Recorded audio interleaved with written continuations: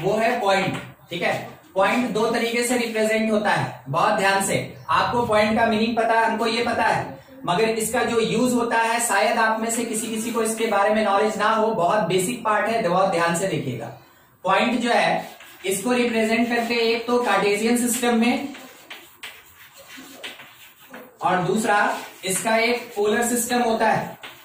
Point को represent करने का दो सिस्टम होता है, एक कार्टेशियन सिस्टम और एक पोलर सिस्टम। मान लीजिए जैसे अगर कोई भी एक पॉइंट है, यहां पे समथिंग ए कहते हैं, इसका कोऑर्डिनेट बोला गया कि एक्स वाई। इसका मीनिंग क्या निकलता है समझते चलिएगा। Horizontal axis is x axis, vertical axis is y axis. अगर इस पॉइंट ए का एक्स एक्सिस से डिस्टेंस ले लें, it always be equals to the y coordinate of the point. क्या बोला गया कि distance of point from x axis that is equals to y coordinate of point।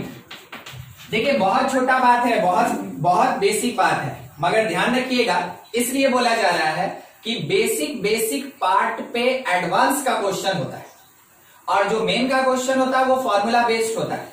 हम आपको अभी बता रहे हैं मेन क्या सीखना होता है। हम आपको एक और चीज समझा दें, फॉर्मूला सबको आता है, ठीक है, और उसको अप्लाई भी कर लेते हैं, मगर क्वेश्चन में कौन सा फॉर्मूला लगेगा और कौन कॉन्सेप्ट लगेगा, क्वेश्चन प्रोसीड कैसे होगा, ये मेन जरूरी चीज होता है।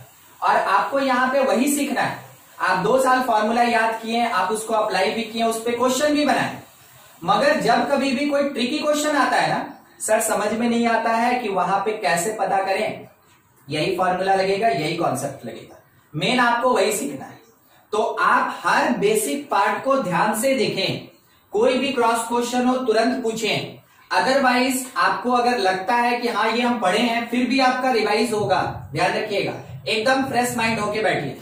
क्या अभी बोला गया, किसी एक पॉइंट का एक्स एक्सिस से जो डिस्टेंस होगा that is equals to the y coordinate of the point. बिल्कुल सही।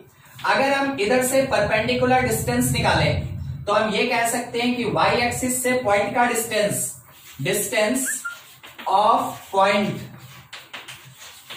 from y axis that will be equals to the x coordinate of point, ये कहा जा सकता है, ठीक है, x coordinate of point। कहने का मतलब है ये जो डिस्टेंस, नाम दे दीजिए ना समथिंग, इसको o बोल दीजिए, ठीक है, b बोल दीजिए, b।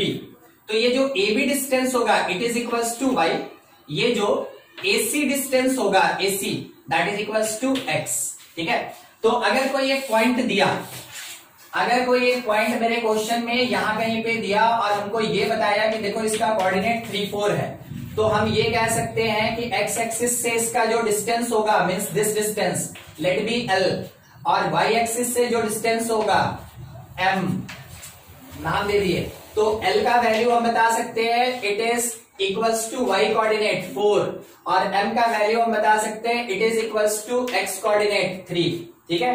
क्वेश्चन में कभी कभार ये काम देता है, ठीक है। 1 मिनट वेट करेंगे,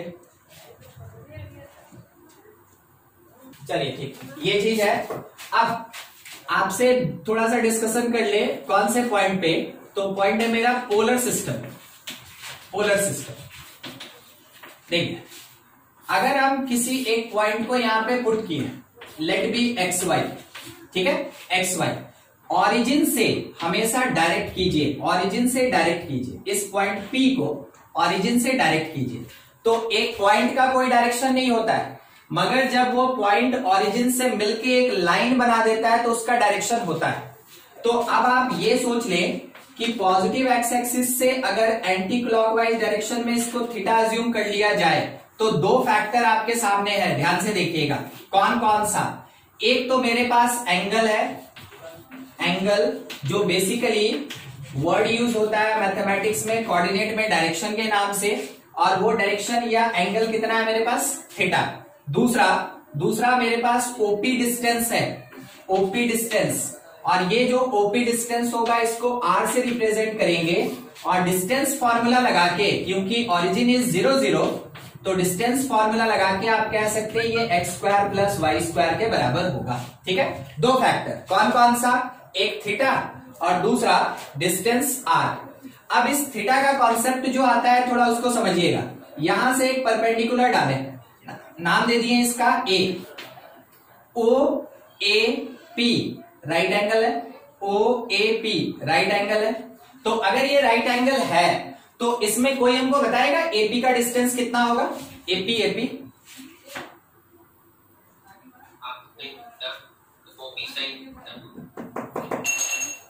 पॉइंट के बेसिस पे ना, पॉइंट का coordinate is x comma y, x comma Y.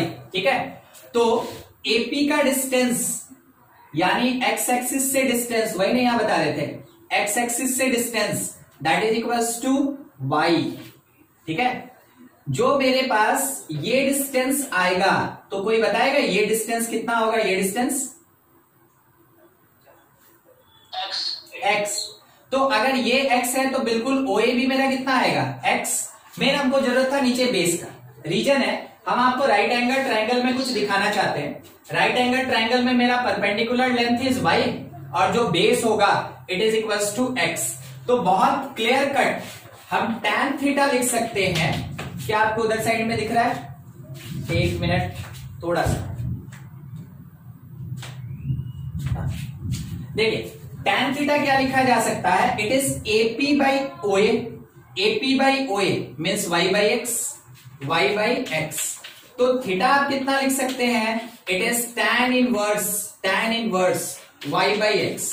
Sir mod लगा दिए, क्या काम है, मॉड किस लिए लगा दिए सर, क्योंकि वो एक्यूट एंगल है।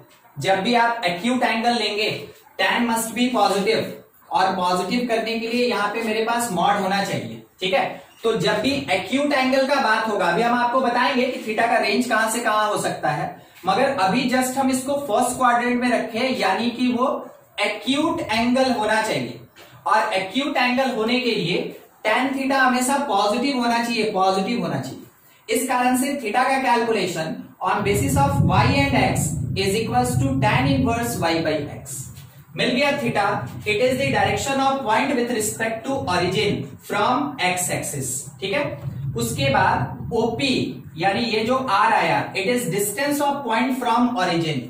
हर चीज के लिए मेरे पास रेफरेंस पॉइंट, एकदम कॉन्सेप्ट समझिएगा कोऑर्डिनेट में, हर चीज के लिए मेरे पास reference point origin, horizontal x axis, vertical y axis. ठीक है, यही होता है। अभी तक इतना पार्ट जो कि हम कुछ कलेक्ट किए कि थीटा को कैसे एक्सप्रेस करेंगे in terms of X Y और आर को कैसे एक्सप्रेस करेंगे in terms of X Y. ठीक है, इतना आप नोट करें, उसके बाद थोड़ा आगे बताया जाए।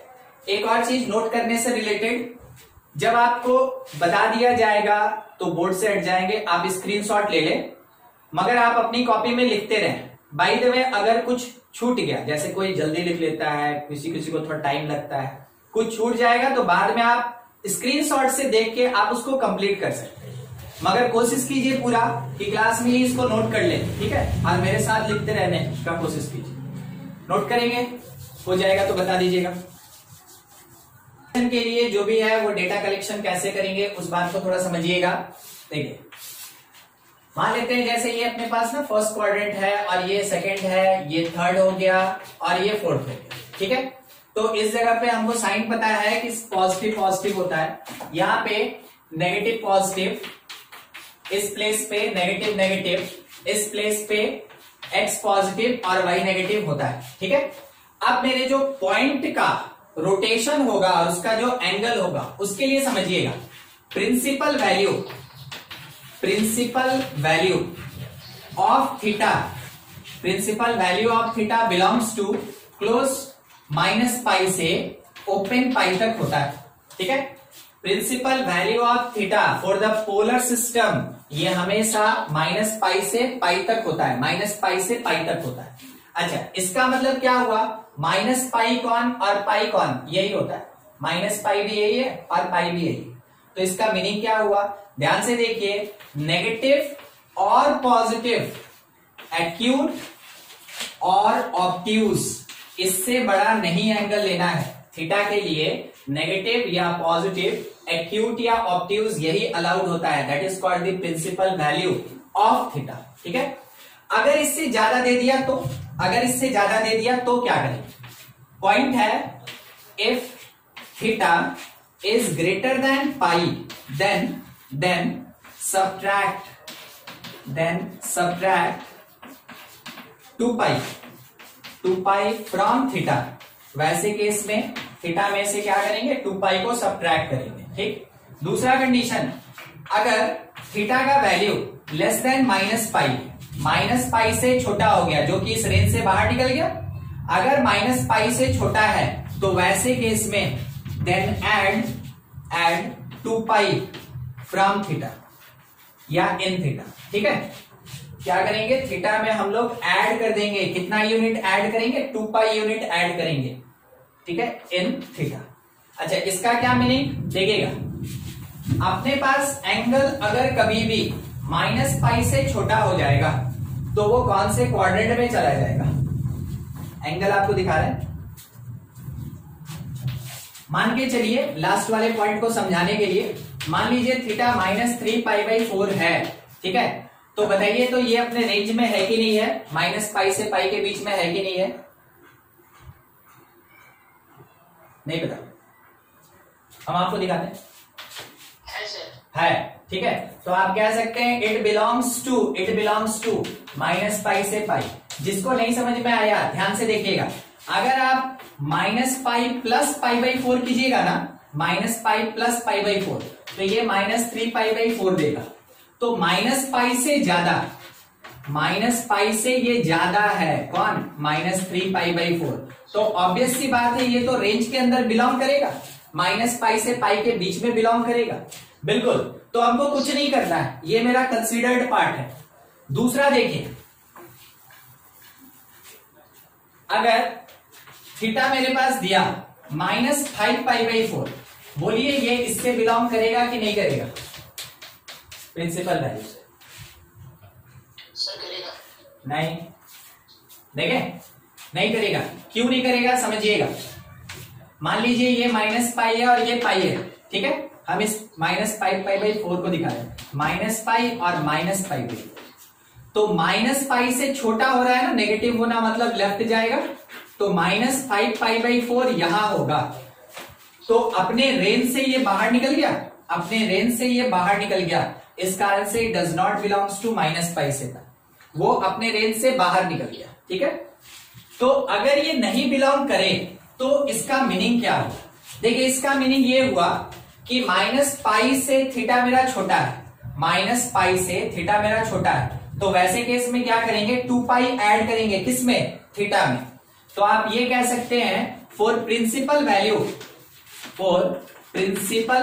वैल्यू ये कहा जा सकता है कि theta is equals to 2 pi add करेंगे, किसमें? थीटा में, 5π/4। अब आप इसको सॉल्व कर लें, 12 है, छोड़ दो, यहां से 8 - 5, ये कितना हो जाएगा? 3π/4। अब बोलिए 3π/4 बिलोंग करता है कि नहीं करता है? 3π/4 इस वाले रीजन से बिलोंग करेगा कि नहीं? बिल्कुल बिल्कुल, इट बिलोंग्स टू क्लोज -पाई से लेके पाई तक, ये इससे बिलोंग करेगा। तो समझ में आया कि अगर कभी थीटा मेरा -पाई से लेस हो या फिर थीटा पाई से ग्रेटर हो, वैसे केस में 2 पाई को या तो सब्ट्रैक्ट करते हैं, नहीं तो ऐड करते हैं। तो नेगेटिव में ऐड करेंगे और पॉजिटिव में सब्ट्रैक्ट करते हैं, ताकि उसका प्रिंसिपल वैल्यू हो। और हमेशा पोलर सिस्टम का प्रिंसिपल वैल्यू -पाई से पाई के बीच में होता है। ये हो गया जब आप चेंज करेंगे। अब आपको इसी बात को दूसरे तरीके से दिखाते हैं कि क्यों ऐसा किया जाता है कोऑर्डिनेट सिस्टम में। देखिए, मान लीजिए जैसे इस एंगल को ड्रॉ करते हैं, ठीक ना, 3π/4, तो ये यहां कहीं आएगा। 3π/4 हमेशा π/2 से बड़ा होगा, इधर कहीं होगा 3π/4, ये हुआ। तो 3π/4 कैसे? यहां से लेके यहां, ठीक है, तो ये कितना मिला हमको? 3π/4। तो आप ये समझ रहे हैं, अगर अपोजिट डायरेक्शन में चलेंगे तो ये कितना होगा? π/4। अपोजिट डायरेक्शन में चलेंगे तो ये π/4 होगा। ठीक, अगर इसी लाइन को हम ऐसे आगे बढ़ा दें इसी लाइन को अगर हम ऐसे आगे बढ़ा दें तो सोच के देखिएगा मेरा एंगल कहां गया, कैसे गया, इससे मेजरमेंट, ठीक है। यहां है -पाई और ये ऐसे निकलेगा, तो ये एंगल कितना आ गया। और थोड़ा सा 1 मिनट, हम मेजरमेंट यहां से दिखा दें, ये -पाई/4 आप कह सकते हैं, ठीक है। 3पाई/4 को -पाई/4 कह सकते हैं। और एक चीज कह सकते हैं, देखिए क्या, अगर आप इसको मेजर करना चाहते हैं तो ये x 0 और 2पाई दोनों होता है, तो 0 -पाई/4 या फिर 2पाई -पाई/4, ठीक है। तो 2पाई -पाई/4 कीजिएगा तो भी आएगा, अदरवाइज 0 -पाई/4 कीजिएगा तो भी आएगा। तो ये एंगल बिल्कुल उसी लाइन का है। तो एक ही लाइन x पे इधर से मेजर हुआ, x पे इधर से मेजर हुआ, जिसमें से कौन बिलोंग करेगा, तो ये भी बिलोंग करेगा, तो ये बिलोंग करता है, ठीक है। अगर बाय द वे 5पाई/4 ड्रॉ करना है तो 5पाई/4 क्या होता है उसको देखिए, एक छोटा सा समझाना है, इसमें बस समझा रहे हैं आपको एंगल, और कुछ नहीं है। देखिए 5पाई/4 कहां पे होगा उस बात को अब समझाते हैं। यही होता है -पाई, तो कैसे मेजर करेंगे, देखिए यहां से ऐसे चले तो ये हो गया -पाई। अब इसी में माइनस करेंगे तो इधर बढ़ेंगे कि ऊपर जाएंगे, माइनस करेंगे तो ऊपर जाएंगे कि नीचे आएंगे, ऊपर जाएंगे। नेगेटिव डायरेक्शन ये होता है, ऐसे ऐसे नेगेटिव डायरेक्शन ये होता है, और ऊपर जाएंगे, यहां जाएंगे कितना, 5पाई/4। देखिए तो -पाई और पाई/4 इसमें सब्ट्रैक्ट किए, -पाई और पाई/4 इसमें सब्ट्रैक्ट किए, किसके बराबर, -5पाई/4। इसी लाइन को आगे बढ़ा दिए, मेरे बस मेजरमेंट का डायरेक्शन एंगल में ही आपको क्वेश्चन में फंसाया जाता है, ठीक है। मेरे मेजरमेंट के डायरेक्शन पे ध्यान दीजिए। तो डायरेक्शन अगर कभी चला ऐसे क्लॉक तो वो नेगेटिव में दिया -5पाई/4। अगर मेरे मेजरमेंट का डायरेक्शन हो गया एंटी क्लॉक, अभी अभी आप देखे थे, यही किसके बराबर था, 3पाई/4। कहने का मतलब 3पाई/4 और -5पाई/4 ग्राफिकली हम देख चुके हैं, दोनों इक्वल होगा। और वही चीज आप यहां भी देख रहे हैं, -5पाई/4 जो कि इस रेंज से नहीं बिलोंग कर रहा था, उसको चेंज करके हम 3पाई/4 बना दिए जो प्रिंसिपल वैल्यू से बिलोंग कर रहा है।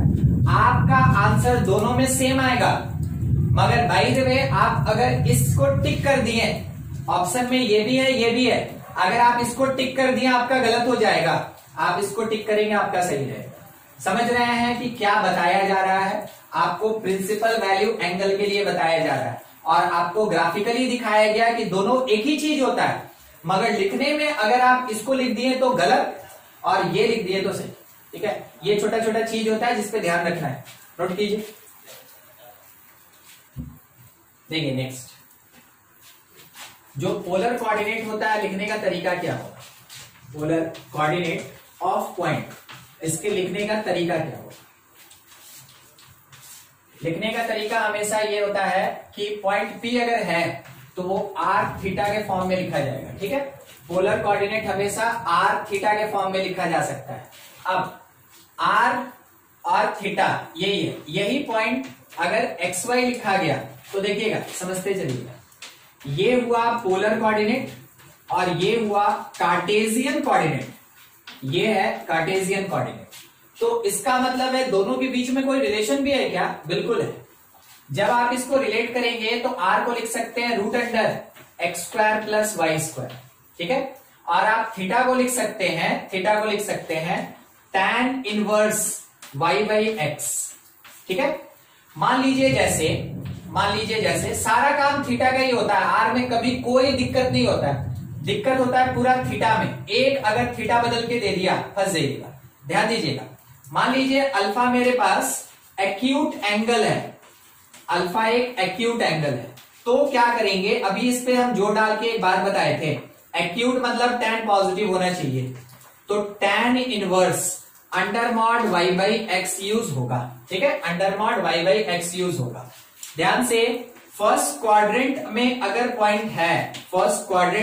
पॉइंट है तो थीटा जो होगा वो अल्फा के बराबर होगा, थीटा अल्फा के बराबर होगा, यानी एक्यूट एंगल के बराबर होगा।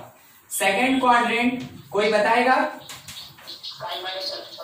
पाई माइनस अल्फा, एकदम सही। थर्ड क्वाड्रेंट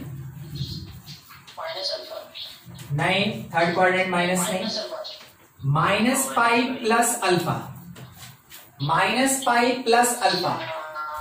रीजन है कि हमको इसके बीच में भी तो रहना है, माइनस पाई से पाई के बीच में भी तो रहना है, तो इन सब को मेंटेन करते हुए माइनस पाई प्लस अल्फा। अच्छा, फोर्थ क्वाड्रेंट के लिए कोई बोलेगा? माइनस अल्फा, ठीक है। फोर्थ क्वाड्रेंट के लिए थीटा जो होगा वो माइनस अल्फा के इक्वल होगा, एकदम सही। तो ये रिलेशन हुआ थीटा और अल्फा के बीच में। अब इसी में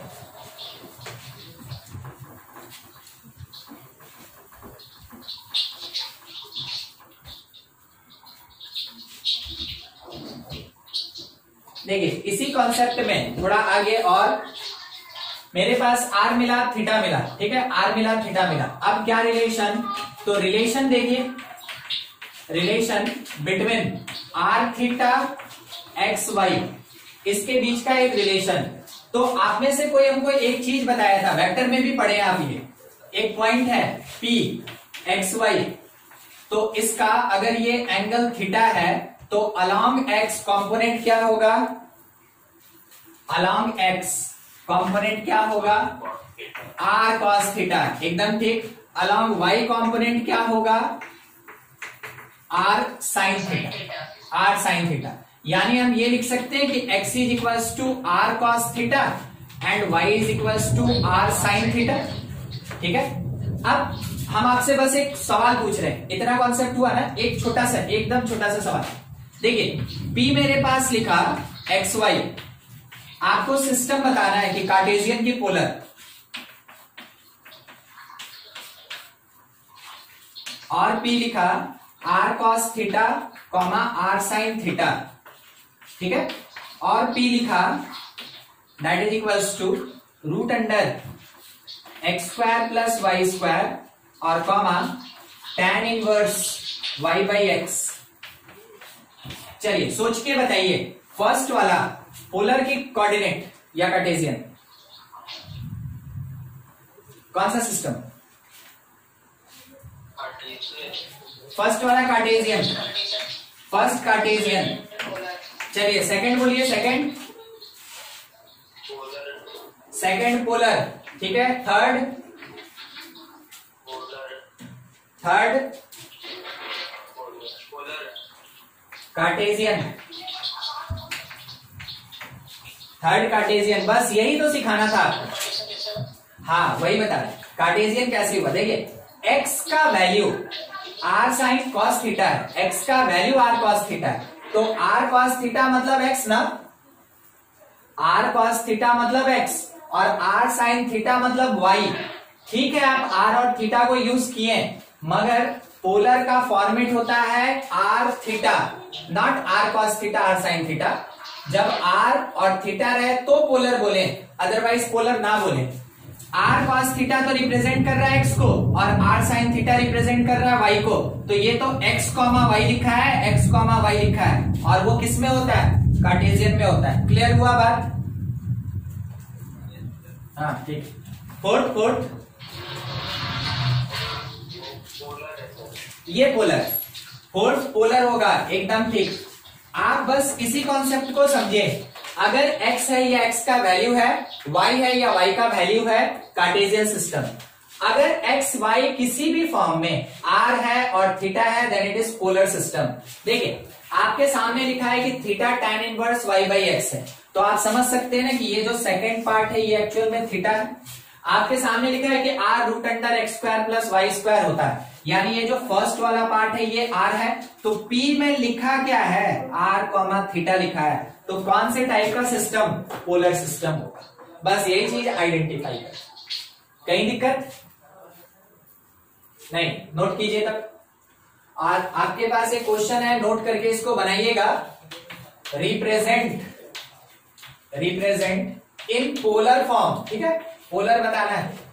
पहला पॉइंट दिया हुआ है कोऑर्डिनेट है 1, ठीक है, और दूसरा दिया हुआ है -1 -√3, ठीक है। दोनों का पोलर चाहिए हमको। पोलर कहने का मतलब क्या हो गया, r और थीटा के फॉर्म कन्वर्ट कीजिए। आपको अभी थ्योरी बताए हैं, 2 क्वेश्चन दिए हैं, ट्राई कीजिए थ्योरी के बेसिस पे, इसको नोट करके। चलिए फर्स्ट वाले के लिए आप बना लिए होंगे, ठीक है, फिर भी एक बार मान लेने किसी को दिक्कत होगा तो फर्स्ट पॉइंट को हम P कहते हैं। ये दिया 1√3, यानी कि हम यहां से अगर कैलकुलेट करें r तो इट इज √1² प्लस √3², तो ये कुल मिला के मेरे पास कितना मिला 2, ठीक। उसके साथ में थीटा जब कैलकुलेट करेंगे तो दैट इज इक्वल्स टू, क्योंकि it belongs to first quadrant, तो थीटा अल्फा के बराबर होगा and it is tan inverse y/x, तो 5/3 आएगा, बिल्कुल सही, थीटा का वैल्यू 5/3। अब P का जो पोलर फॉर्म होगा, polar form of P that is equals to, आप कह सकते हैं r थीटा होता है, r के प्लेस पे 2, थीटा के प्लेस पे 5/3, बस इतना करके छोड़ देना, 2, 5/3, ठीक है। सेकंड नंबर बी नंबर में अपने पास दिया Q पॉइंट कहते हैं उसको, और वो प्रोवाइडेड है -1 -√3। It belongs to third quadrant, तो थर्ड क्वाड्रेंट में थीटा डिफर करेगा, r का वैल्यू √(-1 का स्क्वायर -√3 का स्क्वायर), सॉल्व करके 2 मिल गया। जब आप थीटा निकालने जाएंगे तो थर्ड क्वाड्रेंट के कारण -π plus tan inverse under mod y/x, तो √3/1, तो tan इनवर्स √3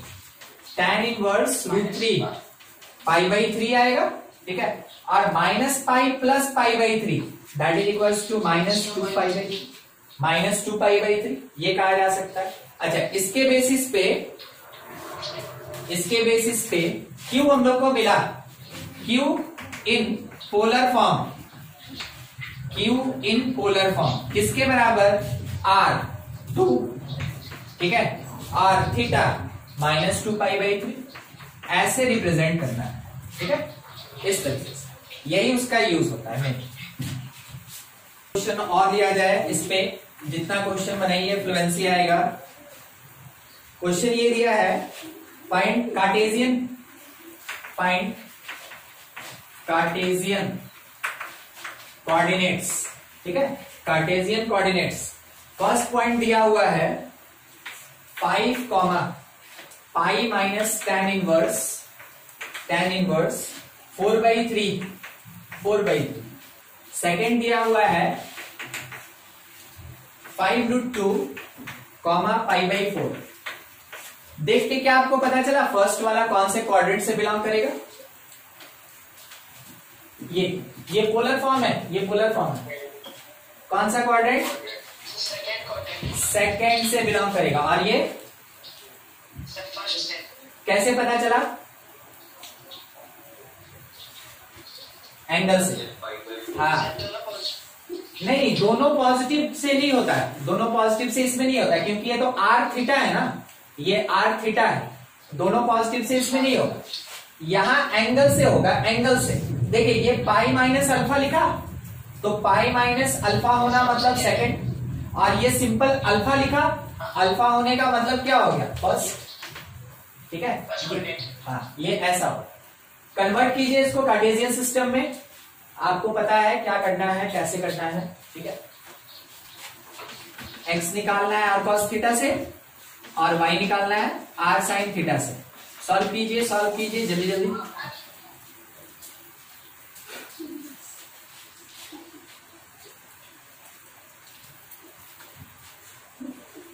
बनाया जाए फर्स्ट वाले के लिए, theta that is equals to pi minus tan inverse 4/3।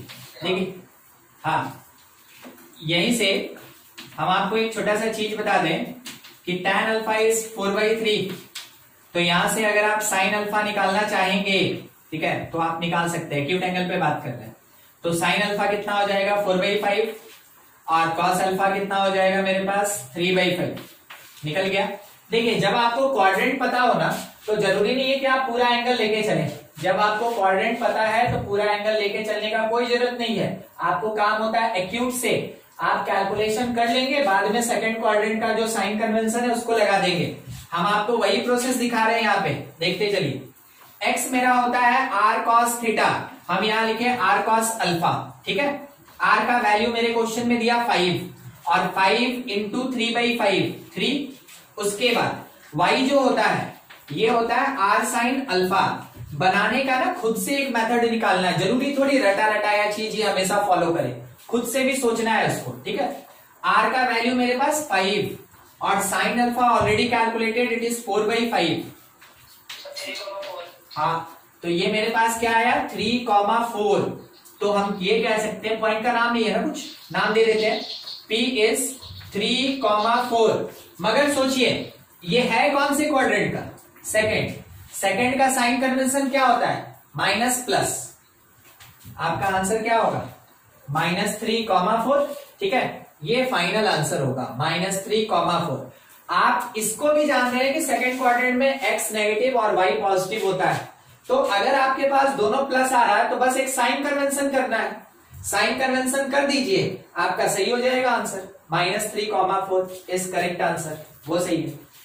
दूसरा वाला, अच्छा आप बताएंगे, मगर एग्जामिनेशन में जो आपको सुटेबल लगे उस समय याद आए उससे बना दीजिए। देखिए इसी का एक अल्टरनेटिव प्रोसेस क्या है, कैसे है। मेरे पास थीटा दिया पाई माइनस tan इनवर्स 4/3, ठीक है। हम इसको लेके चलेंगे, पहला काम मेरा cos थीटा निकालना, क्योंकि हमको पता है cos चाहिए साइन चाहिए, तो हम ये लिख सकते हैं कि ये cos पाई माइनस tan इनवर्स 4/3 होगा cos pi minus theta second quadrant minus cos tan inverse 4/3। अब इनवर्स ट्रिग्नोमेट्री क्या कहता है कि अगर बाहर cos है तो अंदर cos इनवर्स रहेगा, तभी कैंसिलेशन होगा। तो इस tan इनवर्स को कन्वर्ट कीजिए cos में। आपको एक चीज याद दिलवा दें, tan इनवर्स का जो p/b होता है वो cos इनवर्स के b/h के इक्वल होता है, वो साइन इनवर्स के p/h के इक्वल होता है। ये तीनों आपस में इक्वल है, 3 की आगे भी बढ़ाएंगे तो 6 हो जाएगा, अभी इतने का काम है, इतना ही बोल रहे हैं। तो देखिए p हुआ 4, b हुआ कौन 3, तो cos में लिखेंगे तो ऊपर आएगा 3 और नीचे कौन आएगा 5। इस कॉन्सेप्ट को यूज कर रहे हैं, अगर दिक्कत होगा बोलिएगा। तो यहां से मेरे पास जो cos थीटा है it is equals to minus cos, इसको cos इनवर्स में कन्वर्ट कर रहे हैं, cos इनवर्स 4/3 बदल जाएगा 3/5 में, 3/5। अब ये दोनों कैंसिल और मेरे पास बच गया -3/5। cos ऑफ cos इनवर्स एक दूसरे को न्यूट्रलाइज करेगा, बच जाएगा -3/5। देखिए किसका वैल्यू cos थीटा का। सेम ऐसे ही आप sin थीटा का निकाल सकते हैं, तो आप यहां से भी साइन निकाल सकते हैं और इस कॉन्सेप्ट से भी साइन निकाल सकते हैं। देखिए कैसे, मान लीजिए साइन थीटा चाहिए अब हमको, तो हम लिखेंगे sine pi minus tan inverse 4/3। तो हम लोग को ये पता sine pi minus theta sine theta के बराबर होता है, तो साइन ऑफ tan इनवर्स 4/3 ये होगा। अब tan inverse in terms of sine inverse p/h होगा, तो आप लिख सकते हैं कि ये साइन ऑफ साइन इनवर्स यहां आ जाएगा 4/5 के बराबर। अब साइन और साइन इनवर्स कट गया, बच गया आपके पास कितना 4/5, ठीक है। तो यहां पे बस लिख रहे हैं साइन थीटा मेरे पास कितना आ गया 4/5। देखिए साइन पॉजिटिव में, ठीक है, और cos नेगेटिव में आया, ये बताता है आपको सेकंड क्वाड्रेंट। अब फाइनली आपको आंसर जब लिखना है तो r cos theta r sin theta लिख सकते हैं। देखिए दो मेथड आपके सामने है और हमको नहीं लगता है कि कोई भी वो प्रेफर करेगा। रीजन है जिसमें एक ट्रिग्नोमेट्री का कॉन्सेप्ट, दूसरा इनवर्स ट्रिग्नोमेट्री का कॉन्सेप्ट, उसके बाद पोलर कोऑर्डिनेट का कॉन्सेप्ट, ठीक है। और यहाँ पे तो डायरेक्टली आप कैलकुलेट कर सकते हैं, सिंपल tan है, p/h जानते हैं तो साइन और cos निकालनी है, सीधा पॉइंट लिखे साइन कन्वेंशन लगे। ये हल्का है, वैसे आप नोट कर ले सब। देखिए, और इस पोलर से रिलेटेड कैसा क्वेश्चन आता है, बोला ये गया transform r square equals to a square cos two theta into cartesian form में इसको कन्वर्ट करके दिखाओ कि क्या होगा। तो तरीका आपका क्या कहता है, अगर इसमें आर और थीटा यूज हुआ, इसका मतलब ये तो पोलर फॉर्म में दिया है, तो मेरे पास एक कॉन्सेप्ट है कि जो x होता है that is r cos theta, और जो y होता है it is r sine theta. दूसरा एक और कॉन्सेप्ट है मेरे पास, ठीक है, कि जो tan थीटा होता है जनरल तौर पे इसको हम लोग लिखते हैं y बाई एक्स, यानी कि थीटा के जगह पे tan inverse y by x, ये रह गया tan थीटा कितना y बाई एक्स। आर को हम क्या लिखते हैं, जितना जानते हैं सब रखिए सामने रिलेशन, ये जानते, इतना जानते हैं कार्टेजियन और पोलर से रिलेशन, कार्टेजियन और पोलर मिला के रिलेशन इतना जानते हैं, इसी का यूज होना है अभी आपके क्वेश्चन में, ठीक है। हमको ये पता कि इन पोलर फॉर्म क्या प्रोवाइड किया, in polar form r square दिया कि a square cos two theta के बराबर है। अब मेरे रिक्वायरमेंट के हिसाब से, ठीक है, ध्यान दीजिएगा, आर के जगह हम क्या पुट कर सकते हैं, root under x square plus y square put करेंगे, ठीक है, root under x square plus y square, ये हमको पता है, उसका स्क्वायर है तो स्क्वायर लग गया, ए स्क्वायर जस्ट ए कांस्टेंट। अच्छा, कॉस टू थीटा दिया, मगर हमको तो tan थीटा आता है, तो हमको ट्रिग्नोमेट्री का एक फॉर्मूला भी तो आता है कि cos two theta is equals to 1 minus tan square by 1 plus tan square, trigonometry का ये फॉर्मूला, ठीक है। अब tan थीटा का वैल्यू y बाई एक्स पता, इसके प्लेस पे पुट करें तो आप देखेंगे थीटा डिसअपियर हो गया, थीटा खत्म हो गया। अब हमको वही काम करना है, ठीक ना, यहां सॉल्व करते हैं। देखिए, ये हो गया x square plus y square is equals to a square bracket में 1 minus tan square theta means y by x का होल स्क्वायर, तो y square by x square, division में 1 plus tan square theta y square by x square. Solve करेंगे तो केवल x Y का term आएगा, बस यही तो करना था कार्टेशियन बनाने के लिए, मतलब अब केवल मैथमेटिकली सॉल्व कर ले हम लोग इसको, काम खत्म, by x square plus y square. अच्छा, ये दोनों टर्म आपस में मल्टीप्लाई हो जाएगा, कर दीजिए, तो x square plus y square का whole square that is equals to a square into x square minus y square is the coordinates का जो कार्टेशियन सिस्टम होगा, is the Cartesian equation of given curve. जो भी curve दिया उसका Cartesian equation यही होगा। देखिए, ये था उसका पोलर फॉर्म और ये हो गया उसका कार्टेशियन फॉर्म। तो क्वेश्चन ऐसे पूछा जा सकता है, पॉइंट में भी कर्व में भी। तो आपको करना क्या है कि ये चार चीज बस ध्यान में रखिए। तो कभी अगर कोऑर्डिनेट दिया यानी एक्स वाई दिया तो इसको पुट करके पोलर निकाल सकते हैं, अगर कभी पोलर दिया तो इसको पुट करके आप कार्टेशियन निकाल सकते हैं। बस यही काम करना है, इन्हीं चार के बेसिस पे हर चीज होता है, ठीक है। नोट कीजिए इसको, और एक क्वेश्चन आपको हम दे रहे हैं, ऐसा ही ट्राई कीजिएगा। Transform x square plus y square is equals to a into x into polar form, polar form में इसको ट्रांसफॉर्म कीजिए, ठीक है। ये चीज transform x square plus y square equals to a x into polar form, यानी r theta होना चाहिए, एक्स वाई नहीं होना चाहिए, बिल्कुल इसके उल्टा। ट्राई करेंगे नोट करने के बाद, बस इतना ही आया, r equals to a cos theta, बस।